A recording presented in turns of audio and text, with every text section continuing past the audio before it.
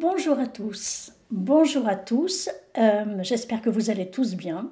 Alors aujourd'hui je voulais vous faire une petite vidéo pour étayer un petit peu les propos que j'ai dit, que je vous ai fait en vidéo la semaine dernière concernant la création de notre réalité.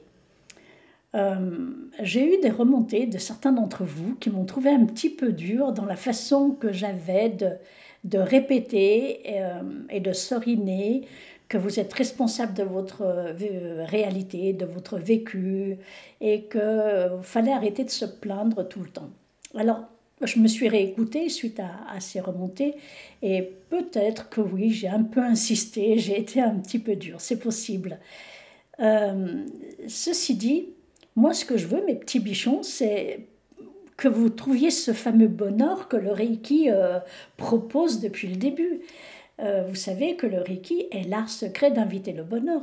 Alors, si vous vous êtes formé avec moi, ou si vous vous êtes formé avec d'autres enseignants, et que vous écoutez ma vidéo, c'est bien parce que quelque part, vous voulez avoir des réponses concernant ce bonheur qui vous manque. Parce que vous savez, lorsque nous sommes heureux, nous n'avons rien à dire. Et nous ne nous plaignons pas. Nous vivons parfaitement bien, joyeux, tout va bien. Mais moi, j'ai une responsabilité parce que lorsque vous vous formez avec moi, j'éprouve le besoin et l'envie profonde de vous accompagner sur ce chemin, et j'ai envie que ce chemin vous mène quelque part. Or, le quelque part, c'est quand même le bonheur. C'est vraiment la seule chose qui compte dans cette vie, le vôtre et celui des autres. C'est-à-dire que le bonheur individuel mène au bonheur collectif. Les gens heureux rendent les autres heureux.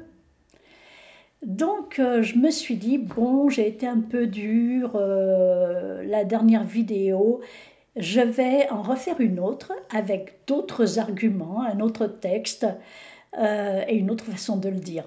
Voilà, enfin, j'espère pour vous que cette fois-ci vous me trouverez plutôt sympathique. Alors, quoi d'autre? Eh bien, quoi d'autre? Il y a quelques années, enfin vous me connaissez, enfin pour ceux qui me connaissent, hein, vous savez que je suis une éternelle apprentie, c'est comme ça que je me présente. Il ne me suffit pas d'avoir un enseignement pour me tenir à cet enseignement. Moi, ma passion, c'est comprendre cet univers et comprendre notre monde. Comprendre les règles qui régissent ce monde. Les règles physiques, mais de la physique, hein, scientifique, mais également les règles spirituelles. Car maintenant, nous ne pouvons pas ignorer que la science, elle s'accompagne aussi de spiritualité, de conscience. La science doit s'accompagner de conscience. Donc, qu'est-ce que la conscience? À part un chemin, une démarche vers la spiritualité, et peut-être un aboutissement quelque part. Et ce quelque part, c'est quoi? C'est où?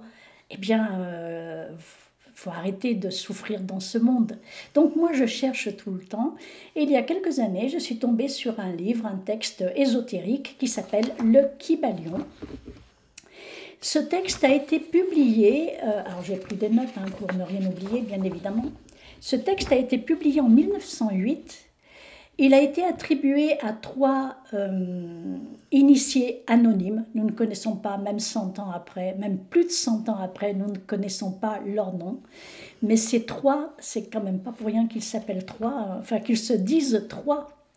Ces 3 initiés se réfèrent à Hermès Trismégiste. Et Hermès Trismégiste était un auteur ésotérique donc, dont les enseignements remontent à l'Égypte ancienne. Et en fait, il se réfère, et à la Grèce aussi, parce qu'il se réfère à Hermès, le dieu de la communication, Hermès, et à Thoth, qui est un dieu égyptien. Donc Hermès est un dieu grec, Thoth est un dieu égyptien, Hermès Trismégiste, 3 fois. Dans Trismégiste, il y a le chiffre 3. Donc, vous voyez, ça se recoupe, mais Hermès Trismégiste, nous ne savons pas qui il est en réalité, et en 1908, nous ne savons pas qui a écrit ce texte. En tout cas, moi, ce texte, il m'a beaucoup parlé, il m'a beaucoup aidé à faire de ma réalité ce qu'elle est aujourd'hui. Que dit ce texte? ce texte présente 7 principes, 7 clés qui nous donnent accès à la co-création de notre réalité, parce que ces 7 principes, ce sont les 7 principes. 7 aussi est un chiffre important en ésotérisme et en spiritualité. Ces 7 principes sont des principes qui gèrent notre univers, en quelque sorte. Ce sont les 7 principes qui découlent de ce qu'on peut observer de notre univers et de la façon dont il fonctionne.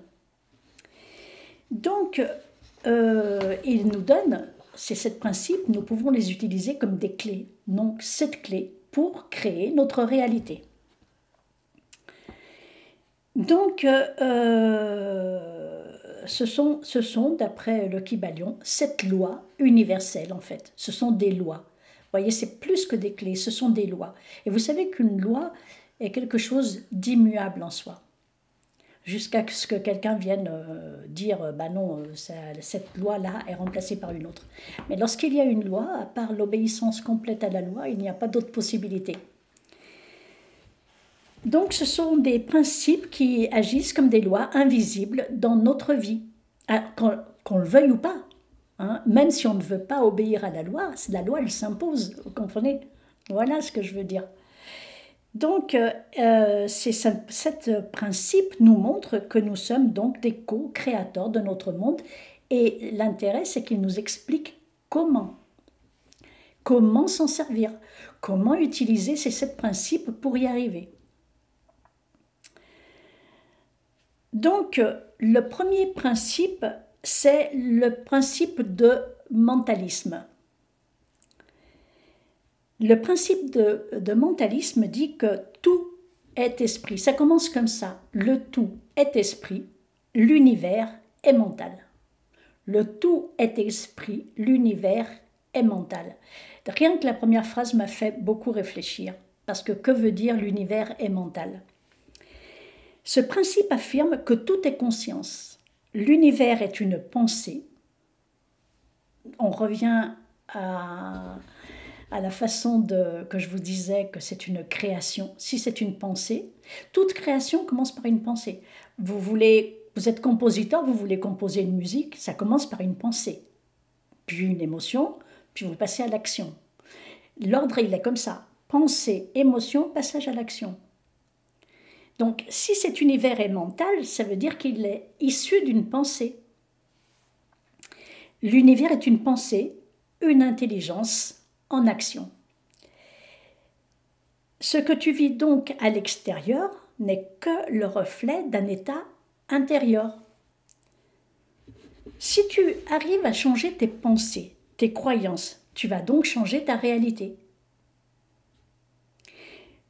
Supposons un instant que cet univers, cette vie dans laquelle nous vivons, ce monde dans lequel nous vivons, soit une pensée, le résultat d'une pensée collective. Et d'ailleurs, j'y crois. C'est le résultat d'une pensée collective. Si chacun d'entre nous fait le travail en lui pour modifier sa pensée, à ce moment-là, la pensée collective fera que cette réalité sera différente. Par exemple, si tu crois que la vie est une lutte, tu verras des conflits partout. Mais si tu décides de voir la vie comme un soutien, tu commenceras à remarquer les opportunités. Premier principe, le mentalisme. Tout est esprit, l'univers est mental. Le deuxième principe, c'est le principe de correspondance. Ça veut dire que le monde est un miroir, le principe de correspondance. Et il est dit dans le Kybalion, ce qui est en haut est comme ce qui est en bas, et ce qui est en bas est comme ce qui est en haut. Je vous disais dans ma vidéo précédente que nous étions des fractales, que cet univers est mathématique et géométrique, et que l'une des merveilleuses géométries de l'univers, c'est les fractales, et que nous sommes un fractal. Ça veut dire que nous sommes comme ce qui est en haut. Et ce qui est en haut est comme nous, par exemple. C'est-à-dire que vous prenez un chou romanesco, vous voyez l'ensemble de la flore, et chaque petite flore est identique à l'ensemble. C'est ça, un fractal. Donc le monde est un miroir. Il y a une harmonie entre tous les plans, mental, émotionnel, physique et spirituel. Il faut qu'il y ait une harmonie entre tous les plans. Ce que tu vis à l'extérieur est un miroir de ce que tu portes à l'intérieur. Exemple, un environnement chaotique peut refléter un mental surchargé. Ton mental surchargé va refléter un environnement chaotique et créer un environnement chaotique. Une relation difficile peut révéler une blessure non guérie.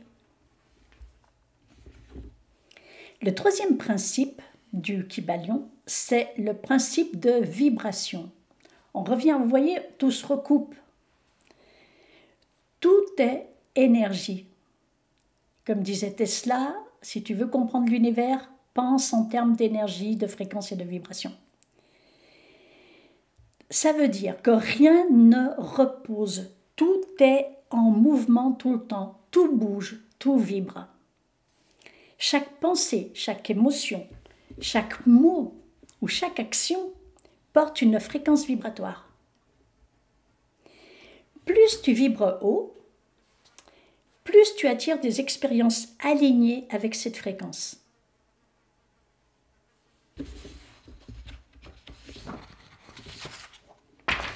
Donc, moi pour vibrer haut, parce que je vivais avant de me former au Reiki en 2003, je vivais des expériences douloureuses. Déjà, ma santé n'était pas top, mes relations n'étaient pas top, mes relations familiales n'étaient pas au beau fixe, mes relations amoureuses, c'était une catastrophe. Voilà, c'était une catastrophe partout et forcément, ma santé s'en ressentait puisque tout ce que je ressens, mon corps le porte, mon corps l'exprime. Et puis j'ai rencontré le Reiki. Et le Reiki m'a permis, parce que je m'y suis donnée à fond, m'a permis d'augmenter mon taux vibratoire, d'augmenter ma vibration. Et de ce fait-là, je peux vibrer plus haut aujourd'hui. Je ne dis pas que j'ai atteint toutes les sphères de la hauteur de l'élévation, mais je vibre plus haut. En vibrant plus haut, parce que mes pensées, mes émotions ont été transformées peu à peu, en vibrant plus haut, j'ai pu co-créer dans ma vie, dans mon environnement, un environnement agréable, avec une santé optimale. Le Reiki, c'est une méthode énergétique douce et puissante qui harmonise tes centres d'énergie, tous tes chakras, dissout tes blocages et élève ta vibration. Mais, pardon, je vais boire un petit peu d'eau chaude avec du miel. Merci les petites abeilles de donner leur vie pour nous donner un si bon nectar. Mais je disais, il ne suffit pas de se faire initier au Reiki pour que ça marche. Cela ne suffit pas parce que rien ne peut être apporté de l'extérieur. Le Reiki est une capacité que la mise en résonance avec cette énergie, ton énergie à toi et l'énergie du Reiki, la mise en résonance lors du protocole qu'on appelle l'initiation, te donne une capacité, une possibilité de t'aider, d'aller mieux, de modifier ton environnement et ta vie. Mais il faut se mettre au travail. Si tu attends que ça vienne de l'extérieur, cela ne vient pas. Sur le moment, la mise en résonance te donne beaucoup d'énergie et tu vas te sentir joyeux et parfaitement bien. Mais ça ne va pas durer si tu ne fais rien. Tu dois faire tes autotraitements et tu dois faire tes pratiques quotidiennes. Et moi, je préconise des pratiques quotidiennes, vous le savez bien. Et ce ne sont pas des pratiques difficiles, ni longues, ni difficiles. Donc, il n'y a pas d'excuse. En plus, nous avons tous 24 heures à notre disposition. Donc, tout est vibration. Exemple, si tu désires plus de paix, Alors ne vibre pas ni la peur ni l'agitation. Et le Reiki va t'aider à te recentrer là-dessus. Le quatrième principe du Kybalion, c'est le principe de polarité. La polarité, ça t'aide à transmuter ce que tu ressens.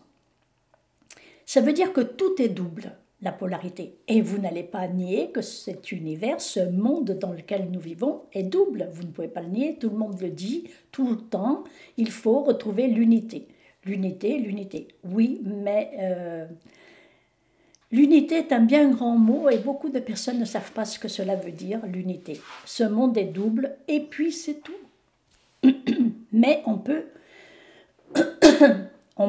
vivre avec, on peut vivre bien dans ce monde jusqu'à notre prochain passage vers de plus hautes sphères. On peut vivre bien dans ce monde même s'il est double.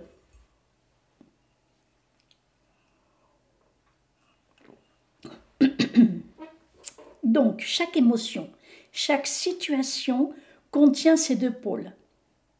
L'amour et la peur, la confiance et le doute. Ce ne sont pas des opposés figés, mais des degrés d'une même chose. Exemple, le froid et la chaleur ne sont que des degrés différents de la température. Le froid et la chaleur ne sont que des degrés de la température. C'est la même chose. La chose, c'est la température. Donc,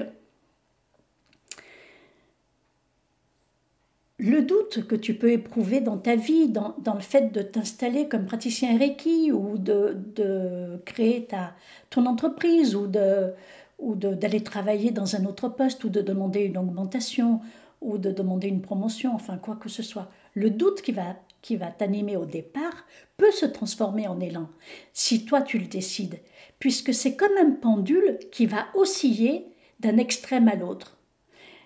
La vie, c'est comme ça, c'est un pendule, donc la polarité, c'est ça, le froid et le chaud. Ça oscille d'un pôle à l'autre. Donc si tu es dans la peur, tu peux le transformer en amour. Et de la même façon, tu peux très vite tomber dans la peur, mais laisse tomber, reste dans l'amour. Mais sache que ça oscille dans ta vie. Si tu as froid, tu peux aussi tout d'un coup transformer en chaleur. Et si tu es en colère, tu peux quand même modifier cela, puisque le premier principe, le premier idéal, pardon, c'est pas un principe, le Kybalion montre des principes immuables, mais nous, dans le Reiki, nous avons des idéaux à atteindre. Le premier des idéaux, c'est pas de colère. Pas de colère, bien sûr, il ne s'agit pas de lutter contre la colère. On ne peut pas lutter contre une émotion. On peut transmuter l'émotion. Et le Reiki nous aide à transmuter cette émotion. Et la colère peut devenir de la clarté. Le cinquième principe du Kybalion, c'est le principe de rythme. La vie suit des cycles. Le jour, la nuit, le printemps, l'été, l'automne, l'hiver, une année après l'autre, une semaine après l'autre, un jour après l'autre. La vie suit des cycles. Tout monte et tout descend. Et les bouddhistes le disaient, ce qui caractérise notre monde, enfin le disent encore, hein, c'est l'impermanence. Rien n'est permanent. C'est pour ça que c'est pas parce que tu es installé dans un certain bien-être que tu peux rester dans ce bien-être sans rien faire, puisque ça peut changer très vite, puisque rien n'est permanent. Et donc il faut s'y atteler tous les jours.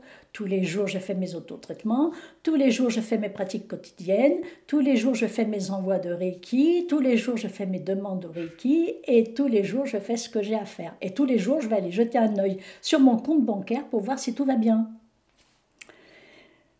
Les émotions, les saisons, les humeurs, les projets, tout suit un rythme naturel. Exemple, une période de vide dans ta vie n'est pas un échec. C'est juste une possibilité de faire mieux plus tard. D'ailleurs, l'échec n'existe pas. C'est pas parce que tu vas rater quelque chose que c'est forcément un échec. Rater quelque chose va t'aider peut-être à savoir quoi mettre en place pour aller plus loin, pour faire mieux la fois d'après. C'est une gestation. Il a fallu 9 mois à un bébé pour naître et se construire dans le ventre de sa maman. Prenez le temps, vous aussi, mais faites-le.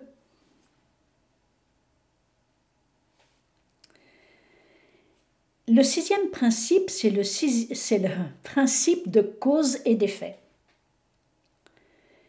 Toute cause, alors il dit, le Kybalion, toute cause a son effet et tout effet a sa cause. Toute cause a son effet et tout effet a sa cause. Donc, ce que tu vis, c'est la conséquence de tes pensées, de tes choix, de tes actions, passées, souvent inconscients.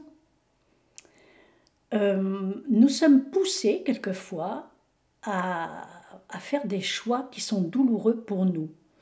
Par exemple, on va choisir peut-être toujours, jusqu'à ce qu'on s'en rende compte et qu'on arrête, mais on va choisir pendant un certain temps toujours le partenaire qui ne nous convient pas, le partenaire de vie, le partenaire amoureux qui ne nous convient pas.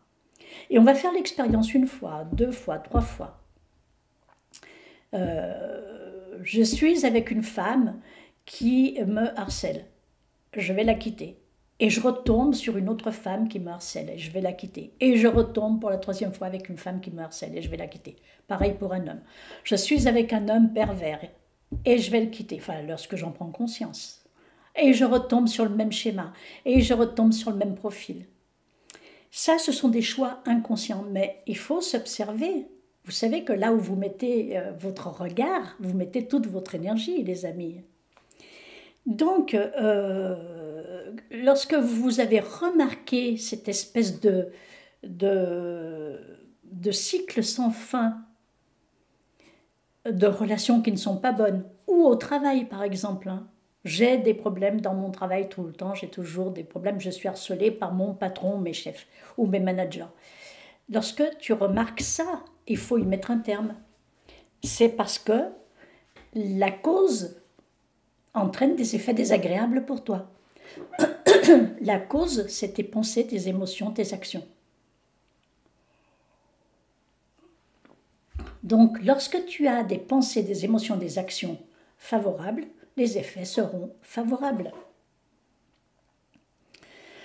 Donc, si tu veux une nouvelle vie, tu dois poser de nouvelles causes. Elles entraîneront un nouvel effet. Le 7e principe du Kybalion, c'est le principe de genre. Le genre est en toute chose. Et le genre, c'est au-delà du féminin, de la femme et de l'homme. C'est au-delà de ça, c'est au-delà de la femme et de l'homme. Le genre, c'est dans toute chose, dans tout être humain, dans toute chose, il y a une énergie féminine et masculine. On peut parler en termes d'énergie pour cela. Chaque processus de création nécessite 2 polarités complémentaires, le masculin pour l'action et la volonté, et le féminin pour la réceptivité et l'intuition. Donc chaque être humain, homme ou femme, a en lui ce pôle masculin et féminin et qu'il faudra savoir utiliser au moment où tu en auras besoin. As-tu besoin d'intuition et de créativité ou as-tu besoin de passer à l'action et de faire preuve de volonté? Donc, avoir des idées, c'est bien, mais si tu n'agis pas, tu stagnes. Et si tu agis sans connexion intérieure, tu t'épuises. Il faut qu'il y ait une harmonie entre tes idées, ce que tu veux faire, et les actions que tu mets en place. Et ça, c'est le genre, féminin, masculin. C'était le 7e principe du Kybalion. Donc, conclusion. Alors, vous pouvez toujours lire le Kybalion. Je peux toujours en parler beaucoup plus, mais là, ça fait déjà une demi-heure que j'en parle presque. Et après, c'est beaucoup plus long, si je dois vous faire un résumé du livre. Un total résumé, je parle. Là, je vous ai mis que les grandes lignes. Donc en conclusion, tu es le créateur de ta vie.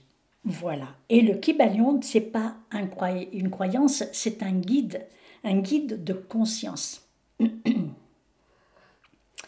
Et ces 7 principes nous rappellent une vérité oubliée. Nous ne subissons pas la réalité, nous la générons.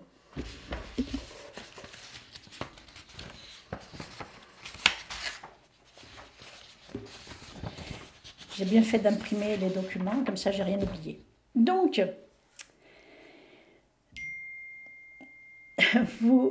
vous savez que vous êtes co-créateur depuis le 2e degré, pour ceux qui ont fait le 2e degré, et vous savez que vous êtes co-créateur conscient, que vous êtes amené à être co-créateur conscient.